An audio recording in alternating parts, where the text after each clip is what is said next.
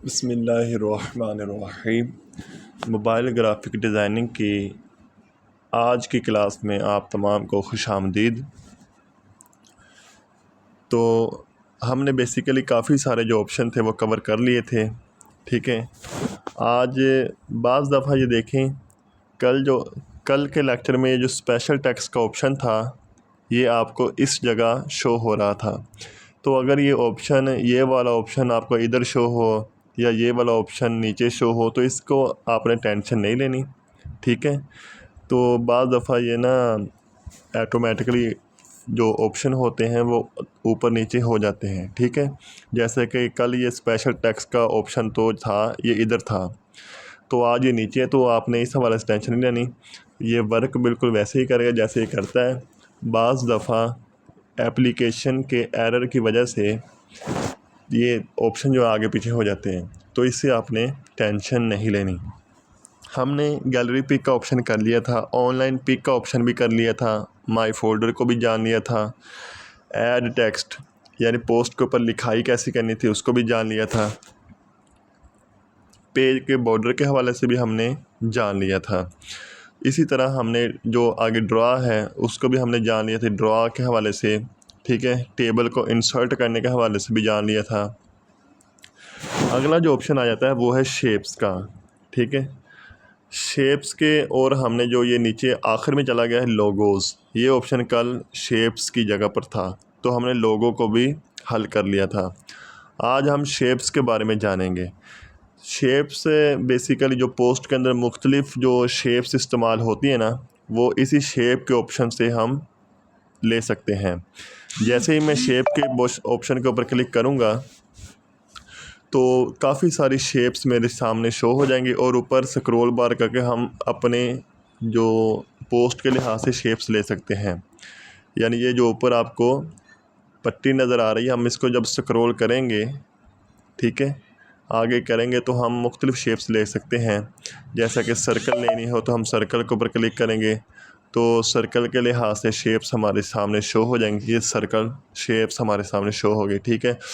इसी तरह इमोजी भी ले सकते हैं। सोशल मीडिया के हवाले से शेप्स लेनी है तो हम सोशल मीडिया के हवाले से भी शेप्स ले सकते हैं। ये सोशल मीडिया के हवाले से शेप्स आ गए। इसी तरह लेबल लेना है हमने, ठीक है। पोस्ट के अंदर हमें लेबल लगाने की ज़रूरत, तो यहाँ से हम यानी मुख्तलिफ शेप्स हम ले सकते हैं। बेसिकली ये शेप्स का इस्तेमाल कर सकते हैं हम लोग, ठीक है। इसी तरह फिर इन शेप्स को यानी जो शेप्स हमने पोस्ट के हिसाब से हमें ज़रूरत होगी हम उन शेप्स को इस्तेमाल कर सकते हैं। शेप्स से अगला ऑप्शन आ जाता है जी बैकग्राउंड का। जो महफ़िल की फ्लैक्सों के पीछे बैकग्राउंड होता है, या जो वैसे पोस्ट के पीछे बैकग्राउंड होता है, या जो इस्लामी पोस्ट के पीछे बैकग्राउंड होता है, या जो समाजी पोस्ट के पीछे, सियासी पोस्ट के पीछे जो भी बैकग्राउंड होता है ना, अगर हमारे पास पहले से मौजूद है, हमने फ़ेसबुक या गूगल वगैरह से डाउनलोड किया, तो वो भी हम गैलरी पिक की मदद से बैकग्राउंड ले सकते हैं। लेकिन अगर हमारे पास बैकग्राउंड नहीं है तो हम इस बैकग्राउंड ऑप्शन की मदद से बैकग्राउंड चूज़ कर सकते हैं। जैसे ही बैकग्राउंड के ऊपर मैं क्लिक करूँगा काफ़ी सारे बैकग्राउंड के ऑप्शन मेरे सामने ये शो हो जाएंगे, ठीक है। इस्लामी है और कलर वाइज है, आगे मुख्तलिफ़ कलर के ये बैकग्राउंड आ जाते हैं, ठीक है। इसी तरह हम ऊपर भी ये इसकी जो पट्टी आपको शो हो रही है, जैसे ही हम इसको भी स्क्रॉल करेंगे तो हमारे सामने मुख्तलिफ़ बैकग्राउंड शो हो जाएंगे। पाकिस्तान के ऊपर क्लिक करेंगे तो उस लिहाज से हमारे सामने बैकग्राउंड आ जाएंगे, ठीक हो चुका है। ये जैसे 14 अगस्त की पोस्ट बनानी है, इसी तरह आगे करेंगे तो बैकग्राउंड मुख्तलिफ आप चेक कर सकते हैं। मून करेंगे तो फिर जो मून के लिहाज से है, गोल्डन करेंगे तो गोल्डन के लिहाज से, फ्लावर करेंगे तो फूलों का बैकग्राउंड जो आ जाता है, ठीक है ना। यानी जैसे भी हमने बैकग्राउंड चाहिए हम उस हिसाब से अपना बैकग्राउंड यहाँ से चूज़ कर सकते हैं, ठीक है। प्री मेड करेंगे तो यहाँ से पहले से जो यानी कि यूज़ होती है बैकग्राउंड वो भी बने बनाए हमें मिल जाते हैं। हमने जस्ट इसके ऊपर टेक्स्ट ऐड करना है और हमारे तकरीबन फ्लैक्स जो है वो रेडी हो जाती है, ठीक है। ये मुख्तलिफ़ बैकग्राउंड्स आ जाते हैं, इनमें से कोई भी बैकग्राउंड चूज़ करके उसके ऊपर हम कुछ भी लगा सकते हैं, ठीक हो चुका है। ये बैकग्राउंड है, फिर हम इसको यहाँ पर एडजस्ट कर सकते हैं,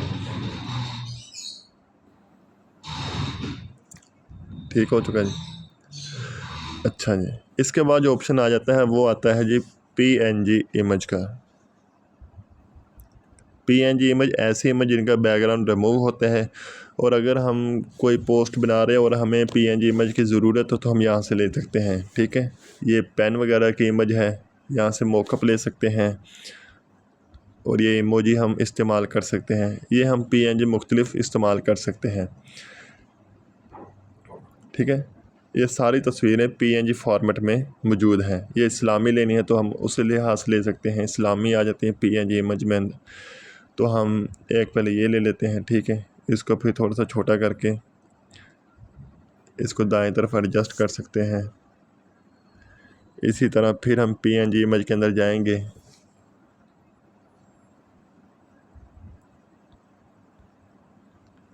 और ये इसको हम ले लेंगे और इसको हम बाईं जानिब इंसर्ट कर देंगे, ठीक है। ये बेसिकली PNG इमेज के अंदर इस तरह की काफ़ी सारी तस्वीर मौजूद हैं। अगर हम सर्च करना चाहें तो हम सर्च भी कर सकते हैं, जैसा कि बर्गर की इमेज हम पोस्ट बना रहे हैं, ठीक है, किसी रेस्टोरेंट की, तो बर्गर की इमेज आ जाती है, ठीक है। इसी तरह हम पिज़्ज़ा की इमेज को सर्च कर लेते तो उस लिहाज से पिज़्ज़े की इमेज आ जाएगी, ठीक है। यानी जो इमेज भी हमें चाहिए होगी पोस्ट के लिहाज से वो हम यहाँ से ले सकते हैं। तो PNG इमेज के बाद आगे आ जाता है जी स्पेशल टेक्स्ट। स्पेशल टेक्स्ट के अंदर जो यानी कि पहले से कैलीग्राफी की होती है ना वर्ड्स की, वो हम यहाँ से ले सकते हैं। स्पेशल टेक्स्ट के अंदर जाएंगे, हम किसी का नाम भी यहाँ से सर्च कर सकते हैं, ठीक है। ये देखें मुख्तलिफ नाम है, जगह के नाम लेना चाहते हैं तो वो भी पहले से कैलीग्राफी करके रखी होती है। ये भी सारी PNG फॉर्मेट के अंदर होती हैं, ठीक है। ये जगह के नाम आ जाते हैं, ठीक है। और इसी तरह स्पेशल टेक्स्ट के अंदर जो महफिल के रिलेटेड होती है ना, जैसे कि मंजानिब, बामुकाम, बातरीक, तिलावत, नात, ज़ेर सदारत, बयान, खुसूसी खिताब, ठीक है। तो यार सारे उस रिलेटेड से आ जाते हैं। ऐसे ही हम आगे अलकाबात के ऊपर क्लिक करेंगे तो जैसे वो अलकाबात लगे होते हैं हज़रत अल्लामा मौलाना व दीगर, वो सब हम यहाँ से ले सकते हैं, ठीक है। दिन और महीने के ऊपर क्लिक करेंगे तो दिन और महीने के जो हमारे पास टेक्स्ट आ जाएगा, इसको स्पेशल टेक्स्ट के अंदर हम तलाश करेंगे। ईद के अंदर क्लिक करेंगे तो ईद से रिलेटेड हमारे पास टेक्स्ट आ जाएगा, ठीक हो चुका जी। इसी तरह ये मुख्तलिफ टेक्स्ट है। मिलाद के ऊपर क्लिक करेंगे तो मिलाद के हवाले से टेक्स्ट हमारे पास आ जाएगा, ठीक हो चुका जी। तो हम यहाँ से ये टेक्स्ट भी ले सकते हैं। इसी तरह टेक्स्ट से आगे जो ऑप्शन है वो है लोगोज़ का, ठीक है। ये हमने कल सीख लिया था। जो इसके अंदर बाकी ये हमारा ऑप्शन जो है बॉक्स है वो हमारा क्लियर हो चुका है, ठीक है। बाकी कुछ चीज़ें मैं आपको ऊपर शो हो रही होंगी, लेयर्स के बारे में बता दिया था, ठीक है। ये जो बेसिकली लेयर होती है, तो लेयर्स के अंदर हम जो भी काम करते हैं ना तो स्टेप बाय स्टेप इसके अंदर सेव हो जाता है। जैसा कि मैं जैसे ही लेयर के ऊपर क्लिक करूँगा तो आपने देखा कि सबसे पहले मैंने ये बैकग्राउंड लिया था, ठीक है, वो नीचे लेयर के अंदर चला गया। उससे ऊपर वाली लेयर के अंदर मैंने काबा शरीफ की तस्वीर ली थी, ठीक है। उससे ऊपर वाली लेयर में मैंने मदीना शरीफ की। तो ये लेयर बाय लेयर हमारा काम जो है ये सेव होता रहता है, ठीक है। अब किसी लेयर को ऊपर से नीचे कर सकते हैं, नीचे से ऊपर कर सकते हैं। अब बिलफर्ज मैं चाहता हूँ कि ये जो तस्वीरें हैं ये मूव ना करें, हिले ना, ताकि मेरा काम जो है वो डिस्टर्ब ना हो, तो मैं उसको क्या कर सकता हूँ, यहाँ से अपनी तस्वीरों को, अपने बैकग्राउंड को लॉक लगा सकता हूँ। इससे वो फिर मूव नहीं करेंगी। जैसा कि मैं आपको अभी लॉक नहीं लगाता और मैं काबा शरीफ के ऊपर क्लिक करके इसको मूव कर सकता हूँ, ठीक है। लेकिन जैसे ही मैं लेयर के अंदर जाकर इसको लॉक लगा दूँगा, मदीना शरीफ को लॉक लगा दूँगा और बैकग्राउंड के अंदर भी लॉक लगा दूँगा, तो फिर हम इनको मूव नहीं कर सकते। इनको जितना मर्ज़ी टच करते जाएँ और ये मूव नहीं होंगी। तो इससे फ़ायदा ये होता है कि जब हम बारीकी का काम करते हैं पोस्ट के अंदर तो ये चीज़ें सेलेक्ट होकर इधर उधर हो जाती हैं। बेहतर यही होता है कि इनको हम पहले लॉक कर दें, बाद में ऊपर जो बारीकी वाला काम है पोस्ट के अंदर वो करें, ठीक हो चुका जी। ये ऑप्शन हमारे जो तकरीबन क्लियर हो चुके हैं। उर्दू डिज़ाइनर के जो फंक्शन हमारे जो क्लियर हो चुके हैं, ठीक हो चुका जी।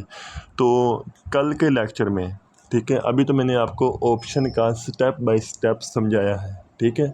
कल के लेक्चर में इंशाल्लाह मैं आपको कंप्लीट पोस्ट ए से जेड तक एक पोस्ट जो है मैं शुरू से एंड तक आपको मैं क्रिएट करके दिखाऊंगा।